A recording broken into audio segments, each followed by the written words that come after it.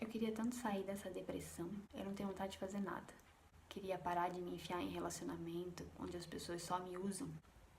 Mas toda vez que eu faço qualquer movimento para sair disso, parece que eu estrago tudo. Com certeza eu sou errada. Então é sobre isso que eu quero compartilhar um pouquinho com vocês. Por que que a gente entra num nível de toxicidade emocional que às vezes é tão difícil da gente sair? Por exemplo, um relacionamento abusivo. Por que que é tão difícil a gente sair? Fazemos parte de um sistema familiar, nós fazemos parte de um grupo.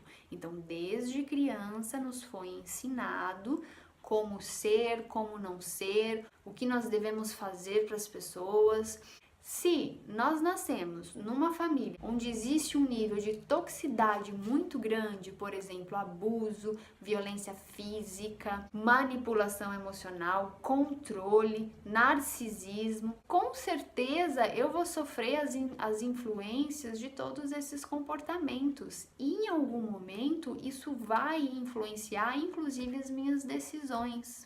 Uma coisa que pega quando a gente nasce numa família que existe uma toxicidade muito grande é que a nossa estima é muito baixa, porque nós não aprendemos a ter valor. Tá, e como que eu vou saber se eu tô numa família tóxica? E o quanto que isso vai estar influenciando na minha vida? É muito simples. A família saudável, ela vai estimular a sua liberdade, estimular a sua expressão individual, estimular a sua responsabilidade pessoal, estimular a sua independência para que você viva por si e vai estimular também o respeito, principalmente nessa relação parental. Nas famílias tóxicas com pais tóxicos, o que acontece? Geralmente eles desencorajam essa expressão da individualidade. Você precisa muitas vezes se conformar com os pensamentos dos seus pais ou da sua família. Você precisa inclusive concordar com o que eles pensam. Eles incentivam essa simbiose. Não existe limite pessoal, não existe limite, não existe inclusive privacidade. É como se fosse uma fusão de todos os membros da família.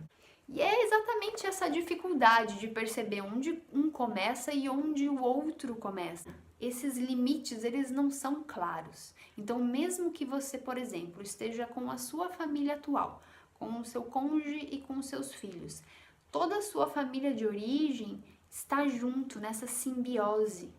Você não consegue viver plenamente a sua vida sem trazer toda essa família junto. Veja se você é capaz de fazer a seguinte pergunta: será que eu quero ver meus pais hoje? Eu tô tão cansada. Você consegue fazer essa pergunta? Ou será que a pergunta seria: será que se eu não for ver eles, eles não vão falar comigo? Se em algum momento essa segunda pergunta passa pela sua cabeça, pode ter certeza que existe algum grau de toxicidade na sua família. As suas decisões, elas não são baseadas nas suas vontades, elas são baseadas nos modelos, nas crenças e nas regras ditas por essa família. Porque não há um estímulo à sua individualidade. E esses pais, por exemplo, poderiam dizer: não, filha, você está muito cansada, vai para casa. O que que pode acontecer? Não, como assim? Eu estava tão sozinho o dia inteiro, você me deixa abandonado aqui. Se, por exemplo, essas regras, esses modelos, eles não são cumpridos, você paga um preço muito alto nas famílias tóxicas. E esse preço tem a ver com a quantidade de amor e de aprovação que você vai receber desses pais ou dessa família. E eu em algum momento digo: não, eu estou muito cansada, eu vou para casa, outro dia eu vou ver vocês. O que que pode acontecer? Essa minha independência, essa minha autonomia vai ter um preço muito alto. E esse preço vai ser o rechaço dos meus pais. Eles não vão aprovar o meu comportamento e, por consequência, eles não vão me dar amor.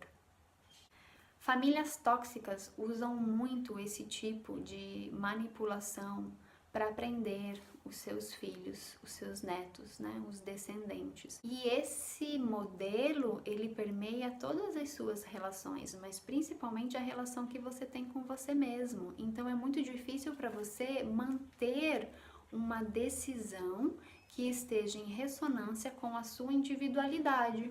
Por exemplo, se eu decido que todos os dias eu vou fazer uma atividade física para me manter saudável, eu não vou conseguir, porque a minha individualidade, a minha expressão, o meu eu, ele não existe, ele está fundido em todos os outros membros da minha família.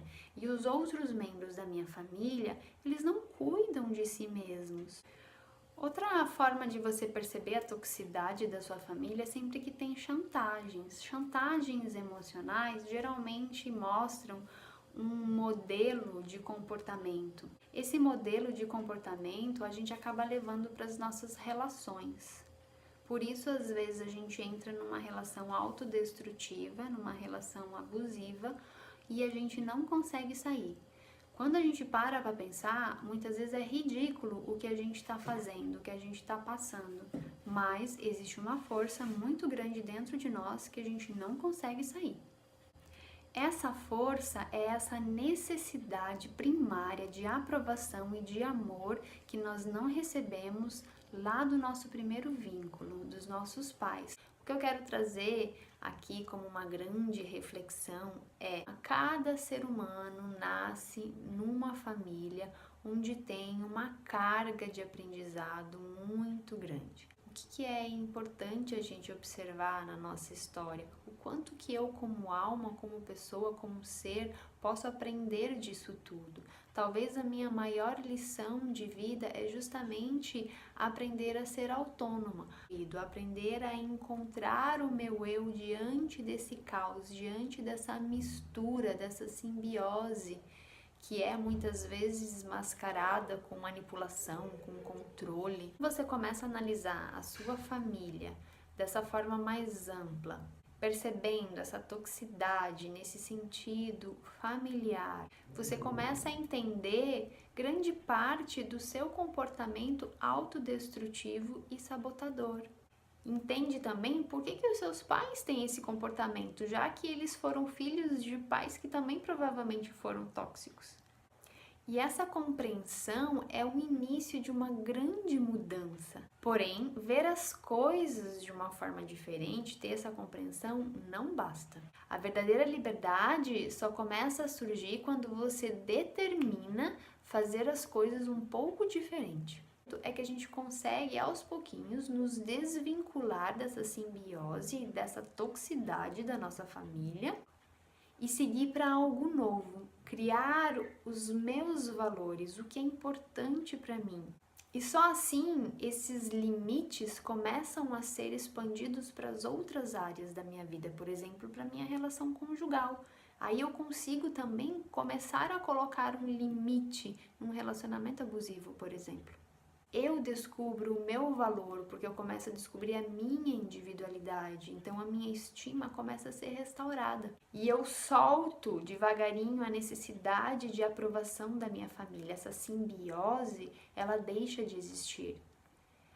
E por mais que eu tenha tido uma infância muito difícil, no meio de caos, no meio de violência, de abuso e de uma série de comportamentos destrutivos, essa criança interna que vive em mim, que vive em busca dessa aprovação desses pais, querendo ser salva por esses pais, ela deixa de existir.